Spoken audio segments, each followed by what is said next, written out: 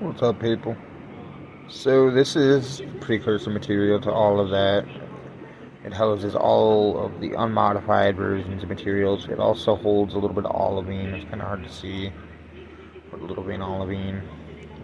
The white, I believe, is calcium carbonate. The black is carbon. Obviously, another form of carbon, but I'm not sure what to call it. There's a lot of technical terms for, well, variations of these materials that I do not know. So, but again, you can see it's a conglomerate of several of these materials before they were actually modified, and then the later host stones that you or other stones you'll see modified stones that these materials are completely modified into completely different things. So this is a pretty unique stone. I think they're all pretty unique, honestly. Hey everybody. Alright, I'm going to start off by pointing out, again, you can see the same material, this really late material that floats. This is what converts into that material called coke, which then essentially converts into that, well, I guess if I'm bold enough to say, nano diamond bearing material. You can see the same white material, same black material. The white material, I think, it's probably a different mixture of mineral, honestly. The most I can narrow this down to with my understanding of chemistry is probably something like calcium carbonate and carbon in and of itself. Carbon's black, so that makes sense. And then when you look in different features in here, like, there is fusion crust on these. This wouldn't happen in our atmosphere because our atmosphere doesn't burn hot enough. So this would have happened somewhere out in space, to be honest. Well, again, there's always a small chance that this isn't a meteorite. I'm not gonna lie. But when you consider everything that I've actually found, plus the evidence proving that the stones are all related and spread out and in a strewn field with so many characteristics of meteorites, I really believe that there's a very, very, very high chance that these are meteorites. I just have to get somebody to take the chance to actually help me out. And again, when you look at those microcrystal clusters, you can see the little vein of graphite. You can see one right here too. So yeah, that's kind of explaining the later stage. The first stage that you would see, it's kind of like the beginning, what I would call a chondritic, kind of like I said in my last video, without modification or very, very little modification.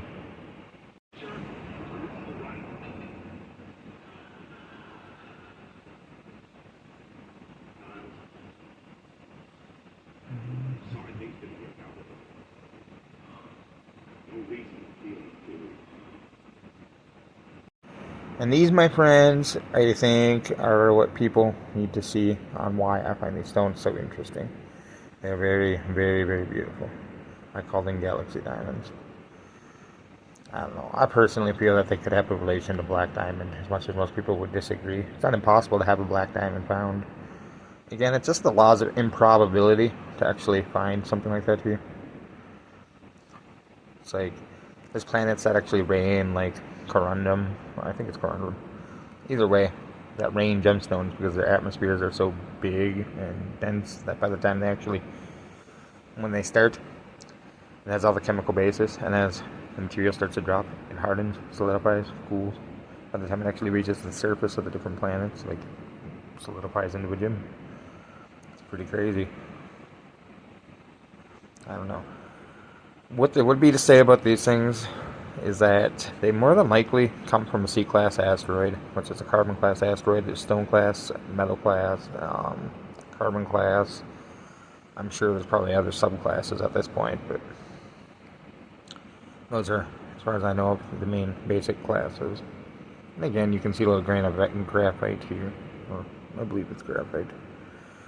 I don't actually have the ability. What I have is a lot of research pairing up materials to understand how they're working and how they're crystallizing, and all of it works together to explain exactly what this is, which is carbon. So until I can actually get somebody to put it under a microscope, I can't say a whole lot, but this stuff is definitely strange and deserves some attention. So more little bits of that graphite if you look. These materials are all related. The only thing I can explain is there's obviously chemical differences and variations of temperatures and pressure from where these stones were made. I'm trying to get a good picture of how big this stone is. I know it has to be pretty big, especially if I was just getting the small pieces, because I found a significant amount, just to be honest. And I think you can actually see a little bit of olivine flake in there. That's what that yellow is. I have found one little gold flake in these before, which isn't, well, it's rare in meteorites, but at the same time, these are insanely rare to be a meteorite in the first place, because I think that's part of the problem I'm having, is that, well, people don't think they exist, or they're impossible to find, and it's like, realistically, if you look at our state's geology, our geological features, all of our iron, all of our water, all of our lakes, more than likely that says there was a lot of asteroid and meteorite impacts here at one point. The Iron Range, the water, carbon, and like if we have a lot of water here, that would say a lot of carbon came down here too, because carbon and water tend to be found in comets. They come from deep space, which is why something like this probably came from deep space out beyond like our typical solar system, because it wasn't modified as heavily. And when it became modified, it's more than likely that it became exposed to, let's say, a star for a period of time, or who knows, maybe it was part of like a near catastrophic event. Just maybe two meteorites actually collided. It's actually known to happen. Sometimes that will happen, and that will create nanodiamonds and stuff. One of the arguments with diamonds and nanodiamonds and everything in space, which I never really agree on with any of the geologists, is they say that they're like basically impossible to find. And it's like there are many ways to find diamonds in space. There's a lot of carbon in space. There's a lot of planets in space. I mean, there's a lot of ways that diamonds can be formed in space, and a lot of ways for them to get here. And I don't see why they're so quick to dismiss, honestly, a lot of our diamonds on Earth being from space, given that if you actually take the laws of probability and add them up over time and all of that, yeah, we're bound to have some diamonds here, and they're not going to be destroyed by our atmosphere. They're not likely to be destroyed by much of anything here, at least without trying to destroy them. I don't know, they're pretty close to indestructible, once you start hitting them with hammers and stuff. This stuff is a little bit different. I don't know how to explain the color. It's almost like a maroonish, like purple color. I don't know.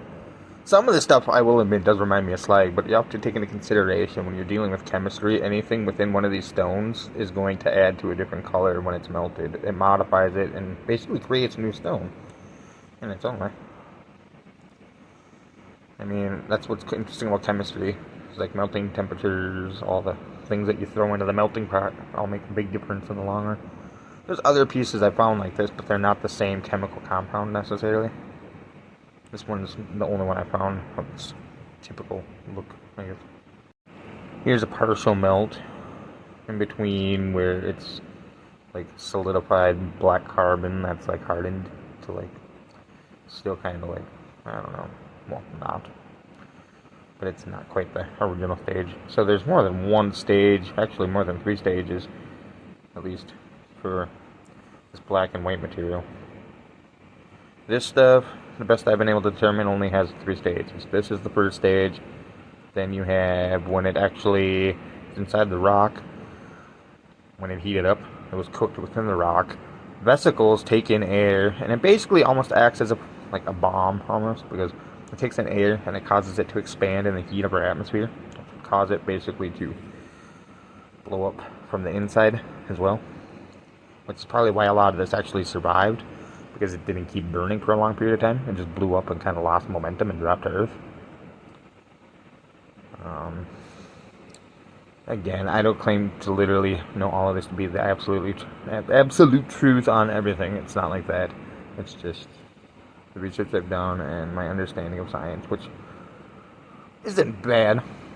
But I know there are people out there who are going to have different degrees of knowledge as far as this goes.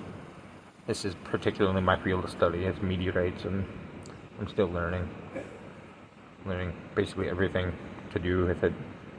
See, you see that white material now too. Yeah, these are kind of weird stones. This is another one of the stones. This is a green stone. It almost reminds me of like olivine. It's not olivine, but it's in that same chemical compound. type of family, obviously. I'm losing the wording here. But you can even see up here how it's quite similar to a lot of the other black materials on how this would have connected to another piece at one point. All of these little bubbles came from like gas bubbles and stuff like that, and even at one point probably from being close to a hot body, maybe even like I said, like a star in my other video, because it would melt on the outside at least. I can't remember what olovine's melting point is. I know it's pretty high though, because diamond and olivine are found in the mantle together, upper mantle I believe. So it has a pretty high melting point. I'm thinking probably about 6,000 degrees or something like that. So that says that it would survive our atmosphere, at least temperature-wise. Pressure-wise, it would probably have a little bit more to worry about. Well, either way, I guess I have to imagine when you're talking any meteorite, though, they're coming into our atmosphere at several thousand miles per hour. Some of them up to like 30,000 miles per hour, I've read. So that is a pretty intense speed to go basically hit a brick wall at. So, yeah, it makes sense. Anyways, I think that's enough of this video. Another form of that Gemmy stuff. It's all basically the same, but sometimes a little bit less altered, so you can kind of see a little bit more of the connection when you look at them. And this here, you can clearly see signs of olivine, and you can also see the carbon inclusions. You can see different forms of crystallization.